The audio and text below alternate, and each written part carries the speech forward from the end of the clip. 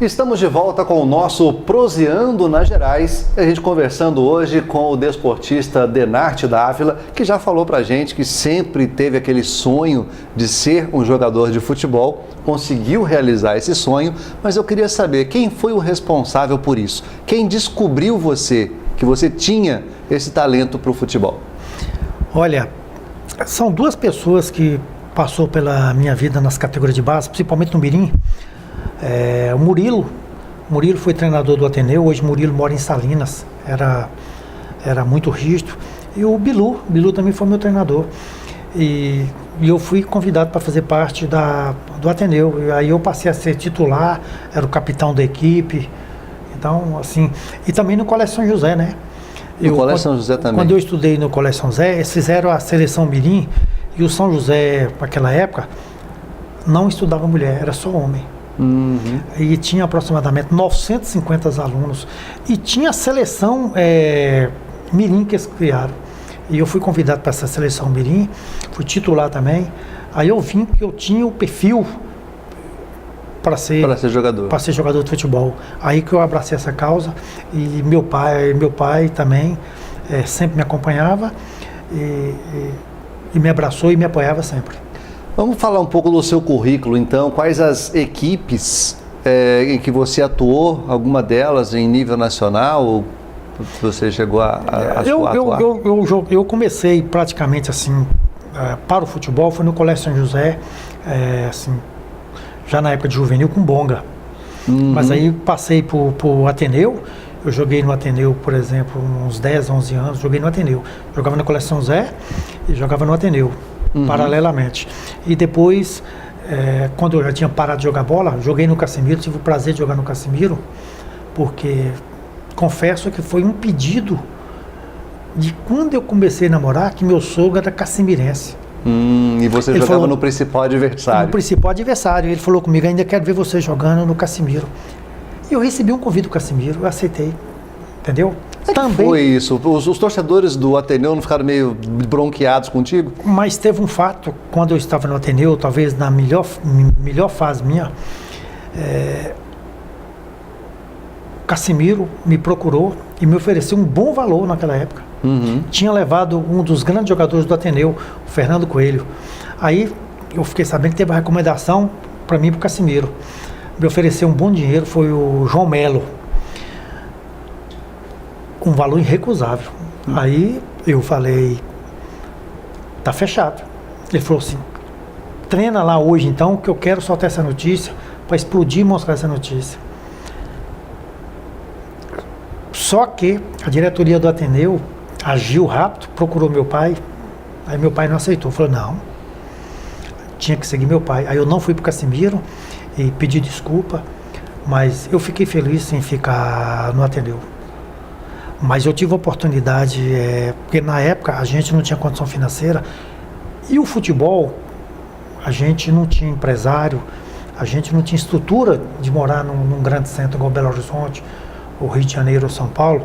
Então assim, eu recusei o América Mineiro, o juvenil do América, porque eu preferi ficar em Montes Claros, porque eu tinha uma proposta já em andamento para o Flamengo.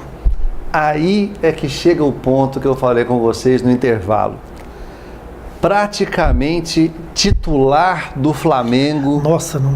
E com as portas abertas para o Rio de Janeiro, e aconteceu um problema. O que aconteceu para você não ir jogar no Rio? Eu acho que foi um desvio de percurso da natureza, o destino. Uma maldita passagem de avião. Eu estava já em Belo Horizonte e tinham 2 amigos meus estudando no Rio de Janeiro, ligados ao Flamengo. E eu tinha mais 1 ano de categoria de base. Precisava de uma pessoa na minha posição lá. Eu fui recomendado para ir e o Flamengo aceitou. Quando eu estava em Belo Horizonte, o Ateneu marcou um jogo contra o Cruzeiro aqui. Eu já tinha feito teste no Cruzeiro. O time do Cruzeiro era muito forte. O time do Cruzeiro foi praticamente o time que foi campeão da Libertadores de 76, aquele time massa do Cruzeiro, 76, o Cruzeiro fez 77.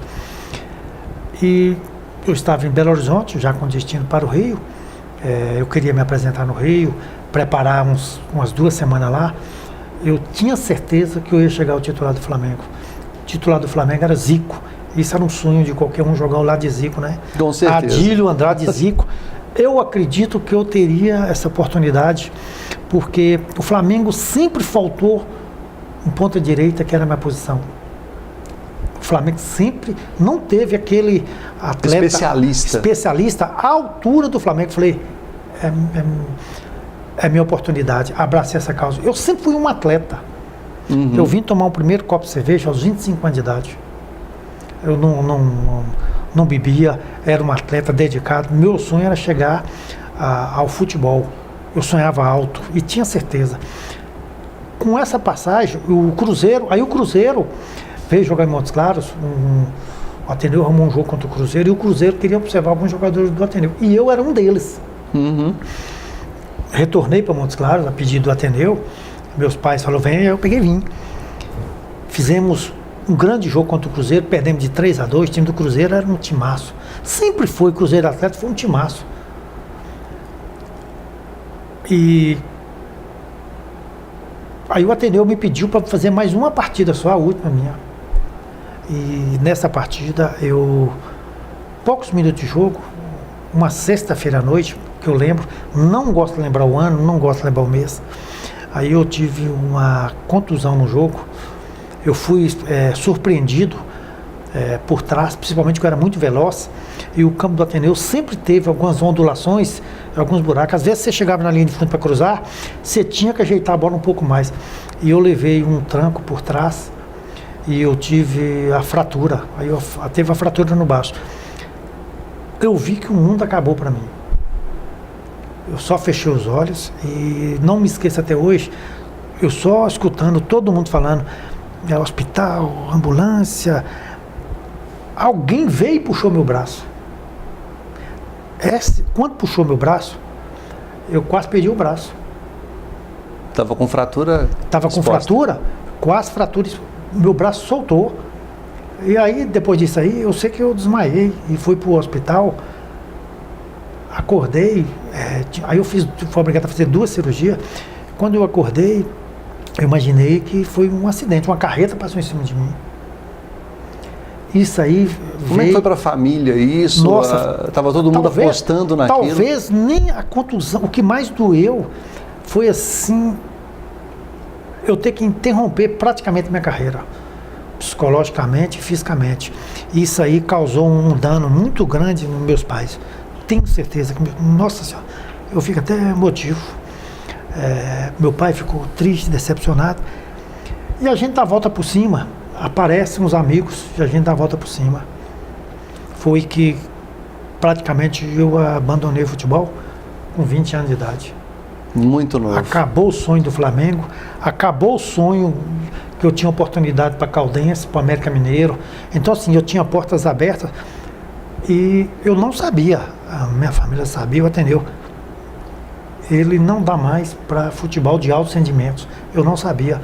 Só fiquei sabendo quando eu tive que fazer a segunda cirurgia. Aí eu fiz mais 4 cirurgias. Aí mais ou menos 1 ano e meio eu abandonei o futebol. E passei a treinar no Ateneu para recuperar fisicamente e manter vivo ainda atividade física. Aí surgiu Marcelino Paz do Nascimento. O Ateneu pegou e Marcelino passou a ser treinador do Ateneu e ele me visitou e falou, não, eu quero você. Eu falei, não, para mim não dá, psicologicamente eu não tenho mais condições e fisicamente, para quem não sabe, 6 cirurgias. 6 cirurgias para poder voltar mais ou menos ao normal. Eu fiz cirurgia muscular, eu fiz cirurgia raspagem óssea, eu fiz cirurgia de novo, romper toda a fratura de novo, e para recuperar a fratura que eu tive nos 2 ossos do braço. E aí o Marcelino falou, não, eu vou te dar a camisa 10. E graças a Deus, em 78, eu fui o melhor jogador, praticamente o melhor jogador do campeonato. Fiz um gol em uma das finais, eu fiz um gol. E aí isso aí me rejuvenesceu. Meus pais voltaram a ficar satisfeitos. Então isso aí para mim foi como se diz, uma injeção de ânimo, entendeu? Para mim retomar E aí eu consegui fazer meu sonho, pelo menos disputar a primeira divisão do futebol mineiro, né? E pensar que eu podia falar que o meu time, Flamengo, tinha Zico, Nunes, Andrade, Adílio, Júnior e Tita, Leandro, e Denarte. Júnior. E Denarte. Nossa, minha aposta era o Flamengo naquela época. A minha também. Até hoje. Não, minha aposta era o Flamengo, eu jogar no Flamengo. Principalmente assim, você jogar no Flamengo, eu acredito que eu teria uma oportunidade melhor no futebol. Nacionalmente, né? Quem sabe a seleção brasileira, inclusive. Não, eu era muito dedicado. Eu era um atleta. Eu era jogador e atleta. Eu treinava separado. Eu fazia treinamento separado. Eu fazia percurso de longas distâncias. Eu tinha um condicionamento físico invejável. Você fala a respeito do futebol com uma paixão, a gente sente aqui realmente essa paixão que você fala do futebol, mas como diz aquela frase antiga que o futebol é uma caixinha de surpresas, a gente fica surpreendido em muitas situações. Algum fato te marcou, ou dentro de campo, ou fora de campo, que não tenha acontecido com você nesse teu período aí de carreira?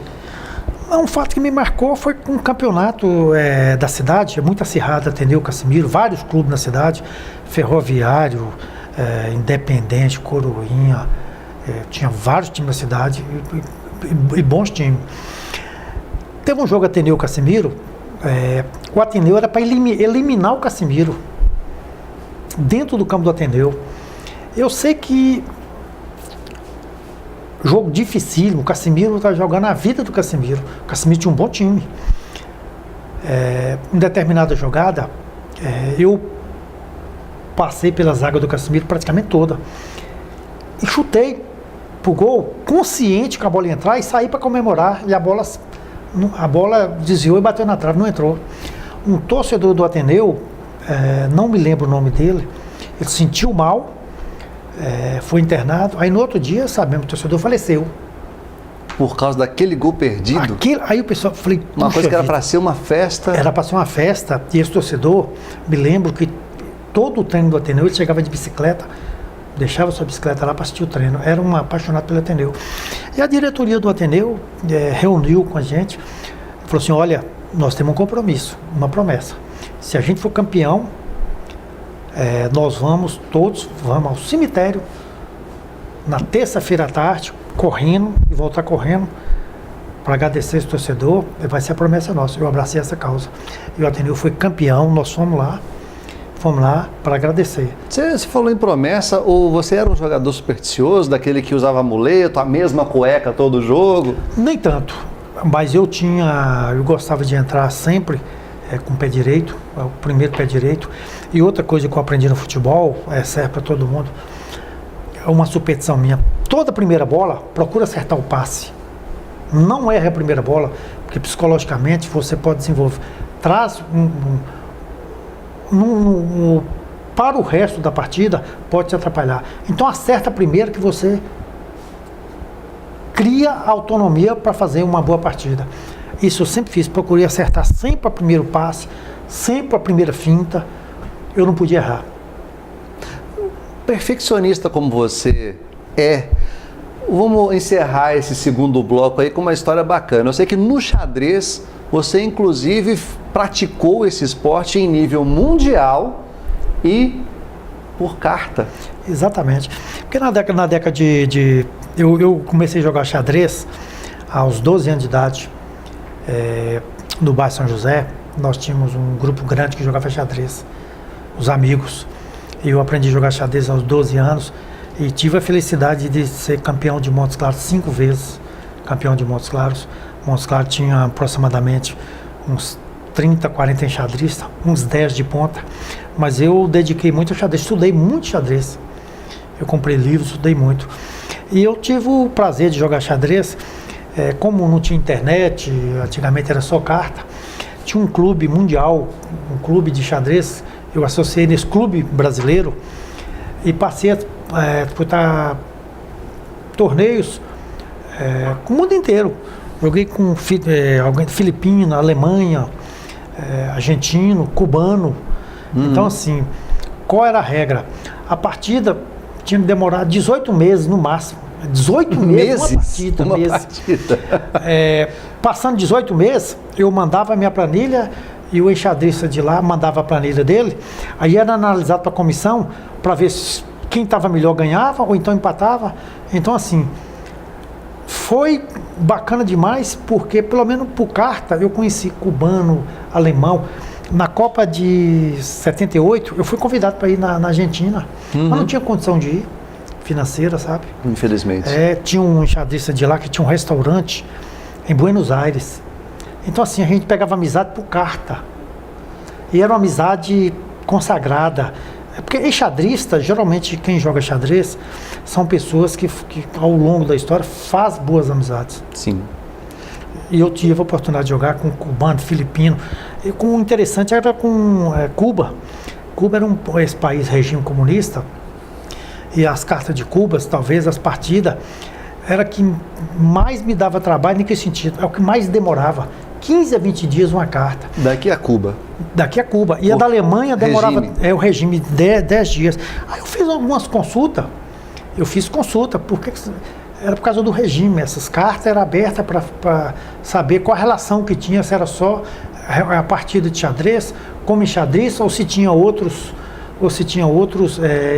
envolvimento em alguma outra ideologia política. Graças a Deus isso eu perguntei, acabou. eu não esqueço até hoje, quando eu perguntei o cubano, por que a carta sua que mais demora, eles eram muito seco. Eles Respondia muito pouco, eles não respondiam. Ele só respondeu assim, a sua também. Quer dizer, eu entendi o regime. Ou seja, você também tinha a sua carta lida lá. Minha carta ela lida nesse meio do caminho aí. Mas foi bacana. É muito interessante, pessoal. Se você ainda não conhecia a carta, agora ficou sabendo o que era a carta. A gente está aqui com a bola, falamos bastante de futebol, mas ainda temos o terceiro bloco e ainda mais uma história interessante sobre a vida de Denarte Dávila, que chegou a passar por uma cirurgia espiritual. Você vai saber um pouco mais sobre isso já no último bloco.